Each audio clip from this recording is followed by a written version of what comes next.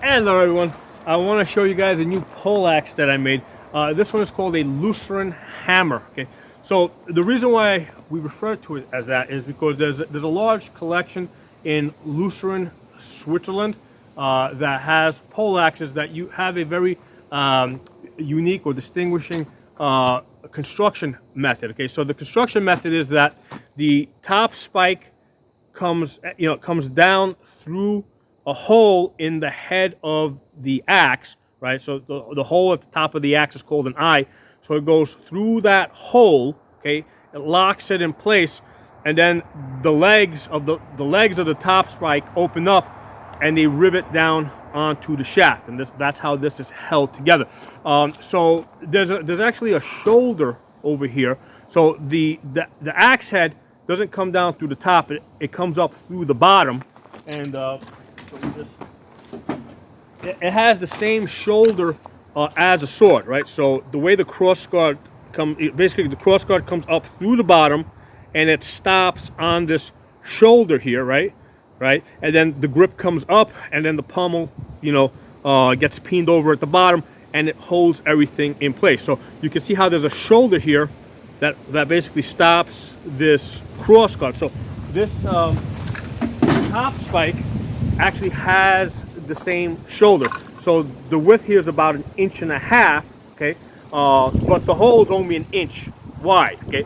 And the legs down here are only about 1 inch wide. So when the head comes up, it stops on the shoulder, okay? And then the legs are then spread, and then they come down on the shaft, and they get riveted in place. So with this style of construction, it is very common to also pass a rivet through the side of the axe head. And the reason why you can do it more easily with this style of an axe head is because of that hole. So there's less material here that you have to go through. Now, keeping in mind that during the medieval period, it didn't have like drills to didn't have electric drills to drill holes through thick pieces of metal. So the holes that they could put through metal had to be hot punched. I mean, you got the metal really hot, and basically you hammered a hole through it. This is the type of construction that's referred to as a Lucerne hammer, as opposed. Show you too.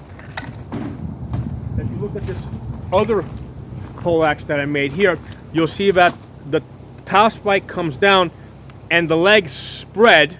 Okay, they lock the hammer in place, and then they rivet down onto the shaft. Okay, so it doesn't go through the hammer; it goes around the hammer, and it basically rivets down onto the shaft and locks it in place. So this is what the top spike looks like on this, right? So you can see how the legs come out, they split open, and then they come down. So the reason why, one of the things that you'll notice is that Lucerne hammers usually have a larger, longer, more robust top spike, and I think the reason for that, I believe, is because the legs of the top spike remain relatively straight as they pass through the axe head, through the eye of the axe head. With this type of construction, where you have the legs split open and go around, this area right here, that's kind of like the weakest link. Okay, so this top spike is really strong if you're thrusting, right? So it's really strong in the thrust. But if you're cutting down, it stresses this area over here, and it doesn't matter how thick I make the top spike, right? I can make this round, I can make this a square. This right here is going to be the weakest link, and there's a limit to how thick I can have this area over here, because it has to be thin enough so that I can get it to go around the head of the axe without adding too much weight, right? Because I can always make something stronger by using thicker metals, but then now we're adding more weight to the end. So with something like this, I want this to basically be really light. I want to be able to cut, recover. So I'm very picky about how much weight I put on the end here. So with this style of poleaxes, one of the things that I've noticed, right, in looking at historical examples, is that a lot of times they will have a very large crescent-shaped axe head, right, that comes almost halfway up the top spike, and you stop and you think to yourself, like, what's the point of making this axe head so big? Because now that limits the ability to use the top spike for thrusting, right? Because if this would have come, like for example, in this one over here, like I can only thrust up to this area over here, right? That's level with the top of the axe, right? I can't thrust all the way down to here because it's going to hit this. So if I had a large crescent-shaped axe head that came all the way up to here, well, that's as far as I could use this top spike. So I believe that the reason why they use these, one of the reasons why they use these crescent-shaped axe heads was to actually protect, the top spike, so that when you're cutting down, right, so that if you're cutting, you're more likely to hit with the axe head, right, and not the top spike. Okay, so on this one over here, with that same idea in mind, what I did is actually I curved it back, right. So if I'm hitting here on this side, the thin side, if I'm hitting here, because it's curved back, it kind of protects the top spike from getting hit as much. Whereas on this side, right, where I have it more straight, the slightly wider axe head protects the top spike from impacting in this area. So I'm not hitting with this area, I'm preserving it so I can just thrust with this area. So with the Lucerne Hammer, because it's a more robust design, because these legs are straight, they don't curve around, so straight generally tends to be stronger. They're straight, they're more together. We start seeing longer, thicker top spikes. And again, I can make this top spike really thick, but it's basically can only be as strong as its weakest link, and the weakest link is going to be this point down here, where it passes through or goes around the axe head. Okay, so anyway, this is the Lucerne Hammer, and this is the difference between these two poleaxe designs. So these are both usually referred to as poleaxes, which is not to be confused with the halberd. Let me get a halberd here. So the halberd is usually a socket design, right? You can see how it's socketed, kind of like a shovel, and it doesn't matter if this is round or if it's square. It's usually a one-piece design. It doesn't matter what the shape is. Like I can cut this down a little bit more. You know, I can have a halberd head that has like this exact shape, right? But if it's a socket design, right, it's a halberd, okay? And there's many different types of halberds. Like for example, like a bill. If it's a socket, it's a halberd. A glaive, that's a halberd, right? They all have that thing in common where they socket down to a shaft, and then usually a rivet is passed through it. This one isn't really complete yet. I'm kind of just using this. I'm keeping this like this to use as an example, because it's on a thicker shaft, and you know, that kind of allows you to see the separation here. And halberds are usually much thinner and lighter, right? So it's a lighter metal that's heat treated. It's basically hardened and tempered. And because it's thinner, right, I can have this on a 10-foot shaft, and despite the fact that this thing is it's thin, you know,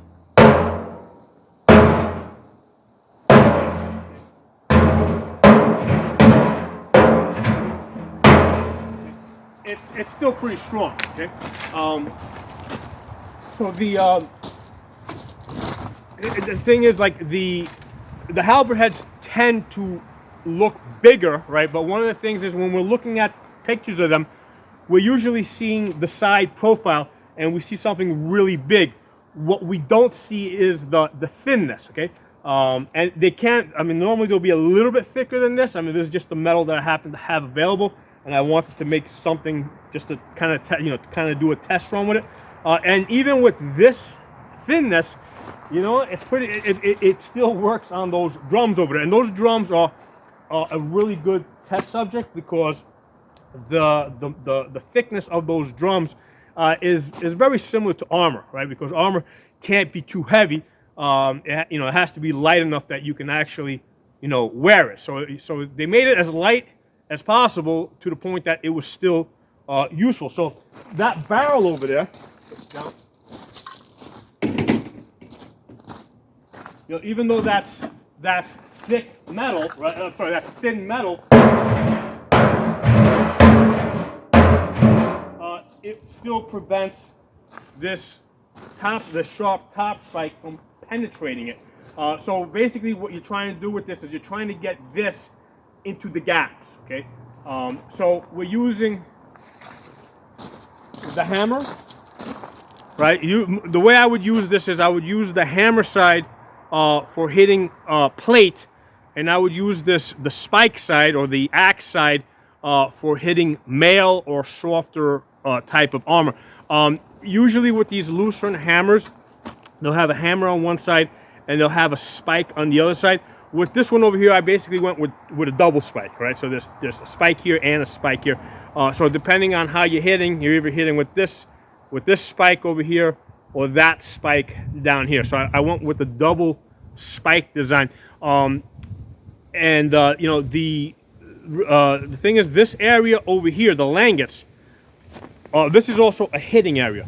So it is this steel over here is 1/8 thick on each side. So there's basically a 1/4 inch of steel from here all the way down to here. Okay, so over here what happens is, like, this is actually a hitting area where when you impact, you're going to impact with steel, right?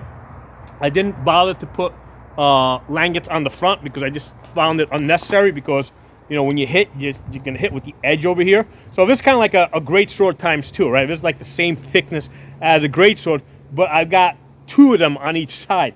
I kept this on this one. I kept the same thickness all the way down here, right? Because what I wanted to do is the Lucerne hammer is, with the longer top spike, is specifically designed for fighting people in heavy plate armor. And you're going to end up in a lot of these grappling situations where you're wrestling and pushing and pulling. So that's why I wanted, basically I wanted to support this shaft all the way down to here. And then there's still support from here all the way down to here. But it does get thinner, right? I did make it thinner down there because, basically I just wanted, I didn't think I needed it down here in this area. It does get thicker over here, right, at the end cap. So the end cap is basically for hitting, right? Either you can either punch with this, or you can hit, because again, this metal comes all the way to the edge here, right? And you can hit all the way, you can hit with this area over here, and you're essentially hitting with the steel. Okay, so this came in at exactly 6 pounds. Okay, this is 74 inches, right? So it's a little bit more than 6 foot. And it came in at exactly 6 pounds. But the great thing about this design is, first of all, it's balanced pretty much on its center. All right, go back over here. So as I'm holding it here, you can see how it's center balanced, right? Right. And it's also balanced on its y-axis, right? So if I hold this over here, you can see how this rolls like this, right? Because it's got the same weight on this side and this side. Versus this one over here, you can see you got more axe head on the front. So with this one over here, if I try to roll it, it doesn't quite roll as easy, because there's just more weight on one side. But with all of these, they're all, because I've tapered them, okay, they're all kind of balanced near the center. Okay, with this one is a little bit more front heavy, just a tiny little bit. With these guys over here, I was able to taper a little bit more and bring the balance point a little further back. I think it's about 2 inches up from the actual center. Okay, so that you know, so this being 6 pounds, I can still hold this from the end, right? Hit and recover. So this is a very fast weapon. Not all poleaxes were designed like this. A lot of them, in fact, it was quite rare to have langets all the way down. There is one design that I've seen, there's probably more, but the one I'm thinking of is in the Wallace collection, number A925, that has langets all the way down the shaft. So what I've done with these poleaxes is I've looked at a bunch of different examples, and I took the best from each of them. Okay, so with this one over here, I use the Lucerne head design, but I use the full-length langets from a different poleaxe. Okay, other benefit of having the full-length langets, okay, and the rivets are basically the rivets go all the way through, right? So on a lot of these poleaxes, the rivets don't the historical ones, the rivets on most of them don't actually go all the way through.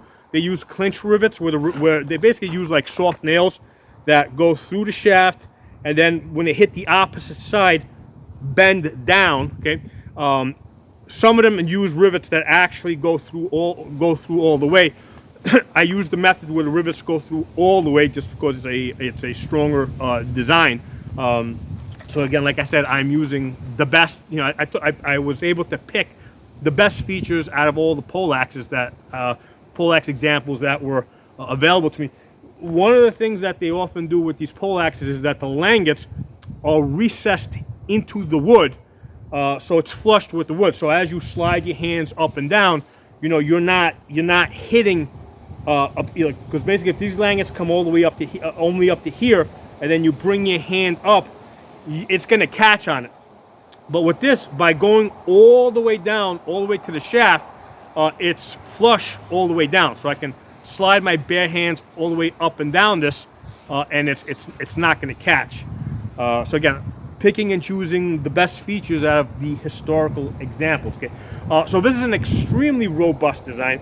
Like I said, these langets are 1/8 inch thick from here all the way down to here.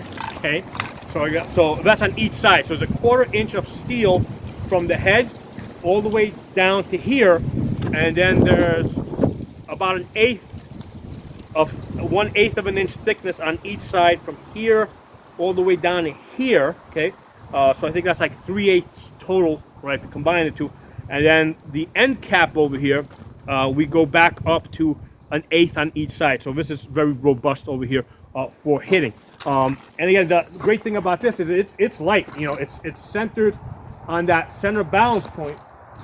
Extremely robust. Okay. You can see how the hammers are moving, because the force from this barrel is going all the way through this barrel and making that hammer move. Okay. So with this, you're not just hitting with this. You know, you can hit with this, right? So that's also a good hitting, again, because it's robust. It's built really strong. Okay. But you're also hitting from here all the way down to here. And one of the things that you'll notice is this is actually the hardest hitting area, from here to there, right? When you hit, you see how they're actually moving more. And this is like, if you look at a typical sword, they call this area over here the center of percussion, right? So on a sword, this area over here is usually the hardest hitting area. Okay, this area over here, the tip, is the fastest. Okay, this over here, center of percussion. Same idea here on this poleaxe. This is going to be the center of percussion. That's going to be the hardest hitting area. So I want this to be the most built up, because this is going to do lots of hitting. Also, this is the area that's going to impact other poleaxes. So if you're fighting somebody else and the two poleaxes collide, that's where they're usually going to hit, and then come to a sudden stop when they hit each other. So I want this area over here to be like really built up and really strong. But again, at the same time, I want this to be fast and nimble. Okay, and the way I was able to achieve this, you know, both giving it both a distal a distal taper and a profile taper. Okay, and also balancing it on the center, so that allows you to, you know, quickly go from one side to the other side. You know, so it's really fast and nimble. This one, like I said, this one came in at 6 pounds. This one over here used the slightly lighter construction design, where the top spike lanyards went around the head. This one came in a little bit lighter. I think it was what was it? 5 pounds, 5 ounces. I think 5 pounds, 5 ounces. So this one's extremely. This is like super light, but also super strong, because again it uses the same, you know, construction. Really strong poleaxe. So again, I was able to take the best out of all the historical examples that I saw, and combine them into these poleaxes. Now with the end cap, and again you can also hit with that, hit like that, around there. So anyway, I want to share that with you guys. This has been a fun project. I've actually, these are forged, meaning I blacksmithed them. You know, you know, heated up the metal, and basically beat it. You can see the anvil back here on the tractor. I beat these into shape with a hammer over an anvil. So every time I do one of these things, because I really, my intention was to do one and stop. This is the first one that I made. But every time I complete one of these, it's like I come up with a new idea of, like, you know, something different to try. So that's how I ended up with 3 of them now. So anyway, drop some comments. Let me know what you guys think. I'll talk to y'all soon. Hey everyone, I want to give you guys an idea of the type of fighting that I do that has led to the development of these pole arms. Okay, so in this video, I'm fighting in the solid yellow. Now we're both calibrated for male armor, so we're using more percussive hits than thrusting hits. However, we can also use thrusts.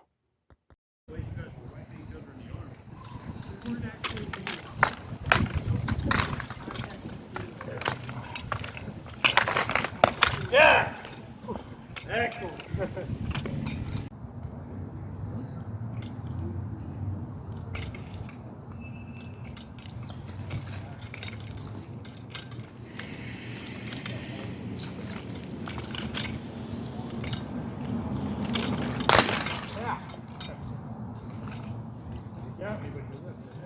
Yeah.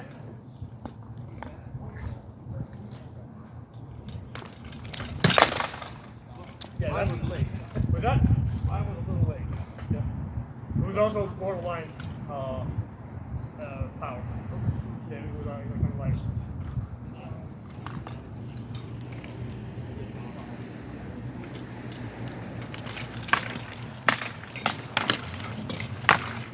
Yeah.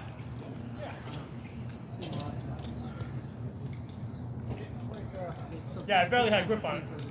So it was just a massive weapon.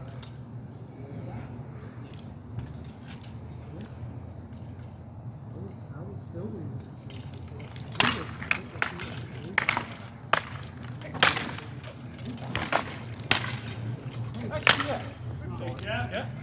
Before you leave, I got that motor out. Oh, yeah, thank you. Huh? Oh, no, they pulled it off with the thing was on.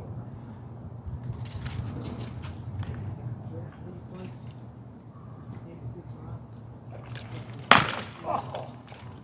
You got me. Oh. Oh, yeah. Okay. All right. That's 3. We got 7 more to go. Yeah. Yay.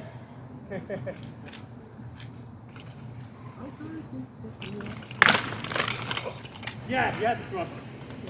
I wasn't sure. You did pop it, but it was like you didn't have the pop and you pushed it back. That was it. I saw the I'll take it. his placement. I just tried to get a little Yeah, it was just without shrunk, but I'll overdoing take that just because. Yeah. Get the pole and. 3 out of the 4 points. Yeah. Did you get me too? No, mine came. It may have skittered. Okay. That may have what you felt. I think it was on your right side, right? Yeah, I couldn't tell. Yeah, no. I just get it. Okay.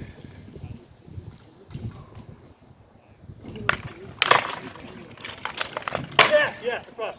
Woo! I'm just cut. Yeah, you just gotta spin it on that initial contact. Yeah.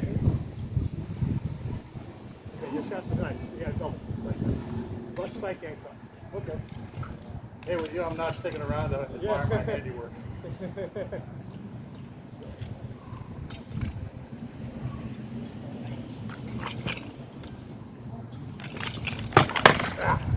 Yeah. Oh, no, mine was waiting. Was it right? Okay. Oh, yeah. I had block. You got the shot as mine was coming around. Okay. I just couldn't stop mine.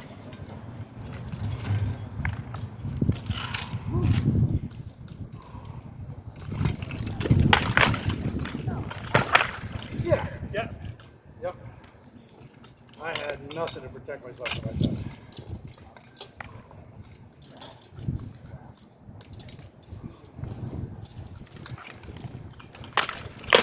Yeah. No, half. Oh, Half. And that was that. You actually got hit by your own half. You had the block, yeah. but my blade was too far past. And I knocked your half, my half, knocked into your half. And that's what you felt against your helm. Well, shame because it felt good. Oh, I'm sure it did.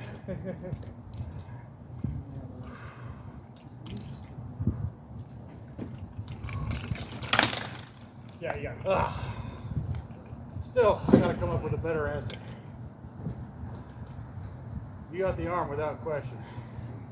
I'm just thinking, I could have got to come up with a better defense. Yeah. I'm on my left side now, so Yep. there's going to be more on.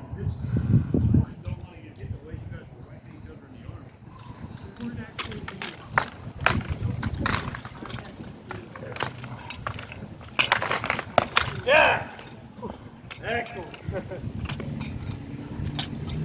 At least made you work for that.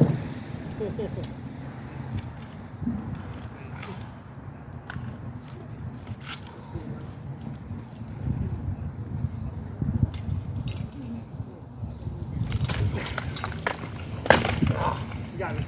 I do. Yeah. Woo. How many more? 2 more. Okay.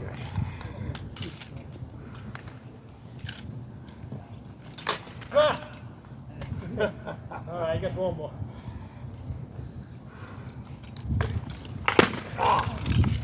Saw it coming. That was for the cheap thrust. I can appreciate that.